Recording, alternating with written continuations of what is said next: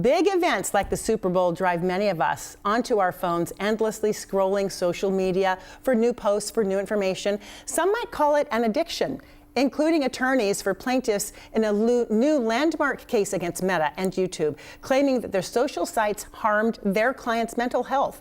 The case centers around 20-year-old Kaylee, who accuses the tech titans of intentionally developing addictive platforms that caused her anxiety, body dysmorphia, and suicidal thoughts during early childhood. Her lawyer saying that features such as endless scrolling and the like button create instant dopamine hits that can lead to addiction. YouTube and Meta have both denied the allegations, Meta's attorney arguing that in opening statements, a difficult childhood, including reports that she made to therapists of verbal abuse from her parents and bullying, led to those issues, not social media. Psychologists have said consistently for decades that the younger a child is, the more vulnerable they are to any stressor. Brian Abel joining us now from Washington, D.C. So, Brian, what more can you tell us about the case the plaintiff is making and her use of these apps?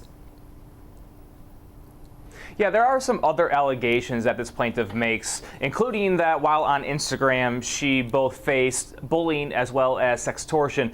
But her legal team is also painting a picture, or at least trying to, the amount of addiction she had to these platforms. They say that before she finished elementary school, Kaylee had posted 284 videos to YouTube. And at some point, she was using that platform 6 to 7 hours a day, several hours on Instagram as well. On one day at age 16, she used Instagram for 16 hours on that day. Now, Kaylee's lawyer is also using an internal Meta study for their argument called Project Mist, which he said found that parents were powerless to stop Instagram addiction. Here's a quote about that. "The moment Kaylee was locked into the machine, her mom was locked out," the lawyer said.